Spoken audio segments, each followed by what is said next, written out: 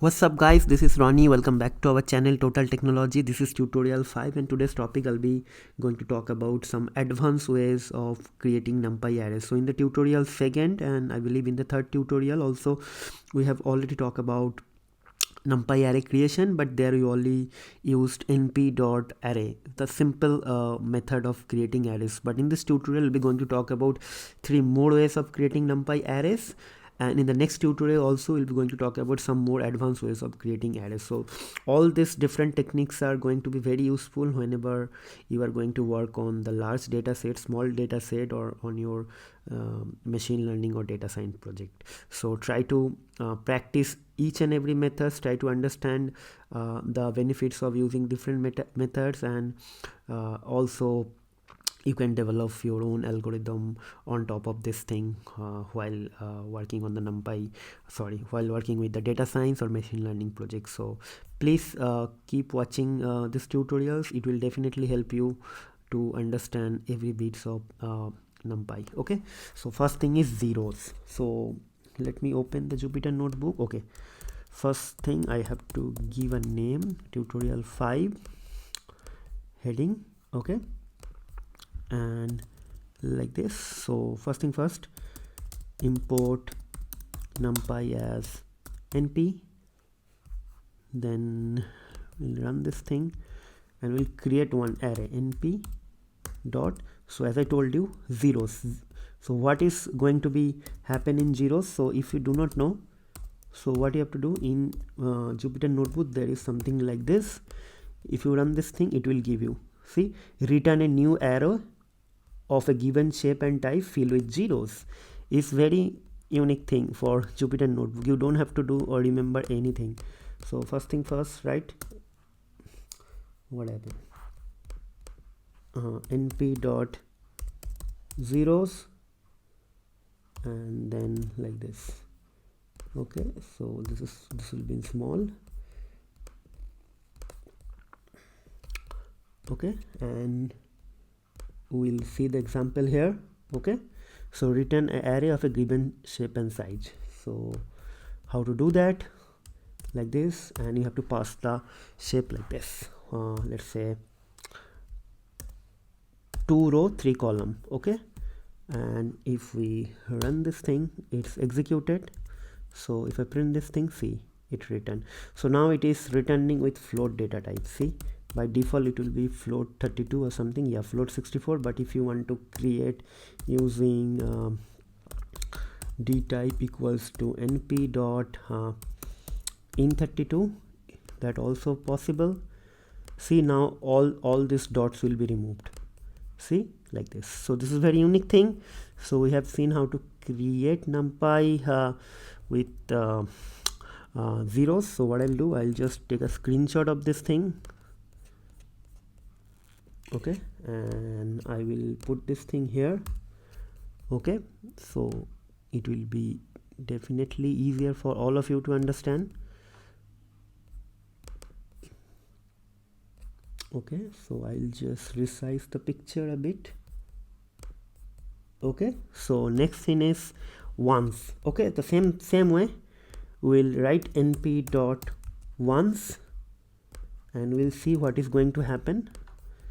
See, return a array of a given shape filled with ones. So in 0 it is going to return with 0, and in ones it is going to be written with ones. Why we need 0 1 1? Suppose you want to add or multiply something or on top of your existing data set or array, so that time 0 and 1 is going to be very important. Okay, so if you have 1, so you can multiply with any number to create some sort of uniform thing. So all this thing like vector, eigen matrix, or sparse matrix, or transpose matrix, that type of operation we need to do using NumPy array. So in the vector algebra or vector mathematics, we are going to talk about all these things. So that is why these things are very handy and very useful to use. Okay, so this is done. So next thing we'll write np dot once, and what is been done by this thing. Okay, so let me again highlight this thing with yellow. okay, and we'll write the source code here. Okay, so let me close this thing. So b is an array, np dot ones and 3 2, it means, or maybe 4 4 means 4 or 4 columns. Same thing, by default it will come with float. If you want, you can use your own data type. See, np dot int 32, sorry, it will be np. So see, okay, and if you run this thing now, see, all gone. So now the same thing, I will take a screenshot of this thing and I will try to put this thing here, picture, file,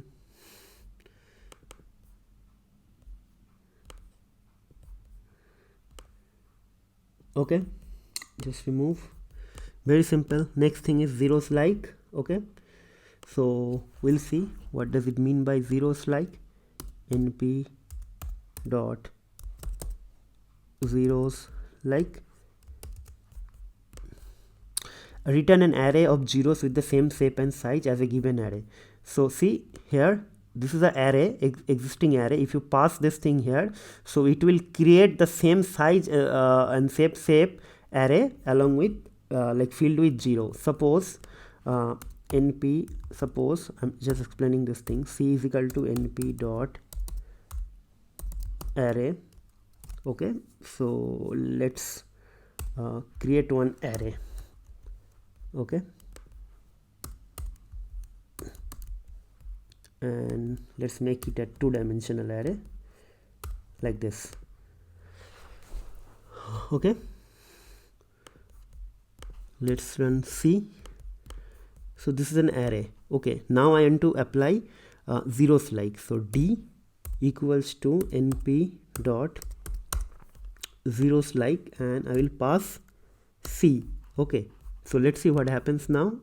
If you if you try to get the output, you will get the same shape and size, means same structure, but it will be filled with 0.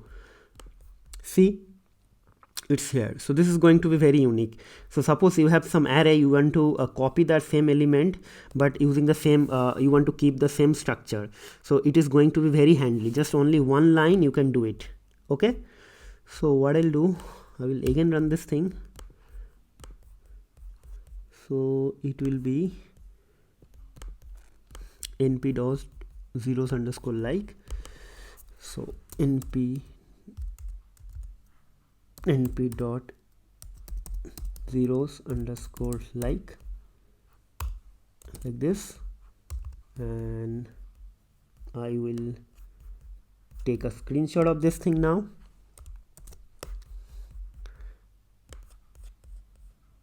Okay, and I will put it here.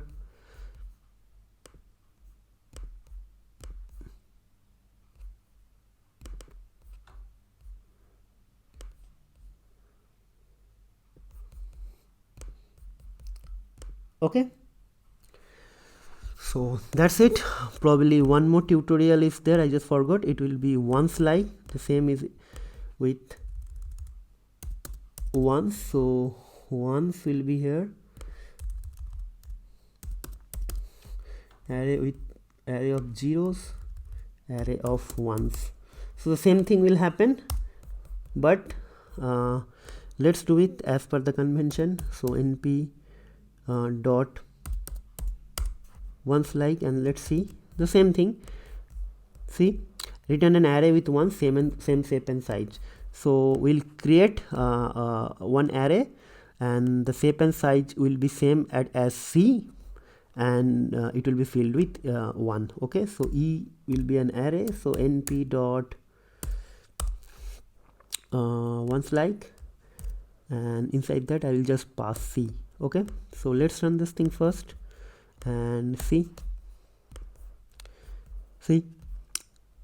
Okay, and the data structure is also same like this. Okay, but if you want, you can change it, okay, using the same thing here. Okay, so what will happen now, I will just try to copy paste this thing.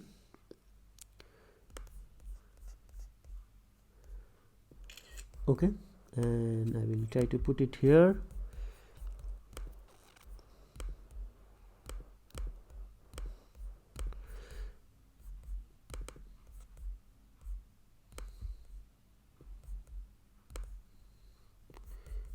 Okay,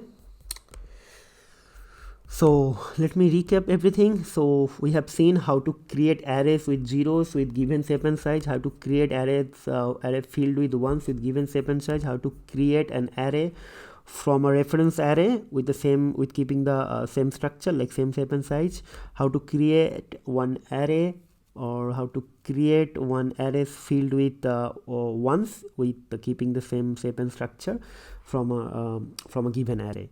So 4 very important things which is going to be really important and help you to do some faster operation in your upcoming data science or machine learning projects. So I'll highly recommend you guys to do some sort of practice, try to write your own code, try to understand all those things by your heart, and definitely this will help you to become a better programmer with respect to data science and machine learning topics. So that's it guys, we'll see you in the next video.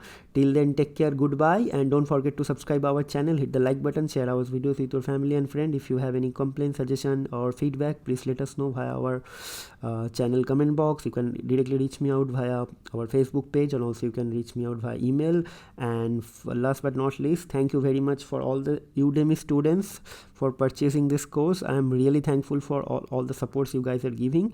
The same applies for all of you. If you are having any travel difficulties or having any question for me, please reach me out via Udemy message box. I'm always available there. I will be try to help all your question and answer immediately. So that's it guys, we'll see you in the next video. Till then, take care, goodbye, and have a nice day.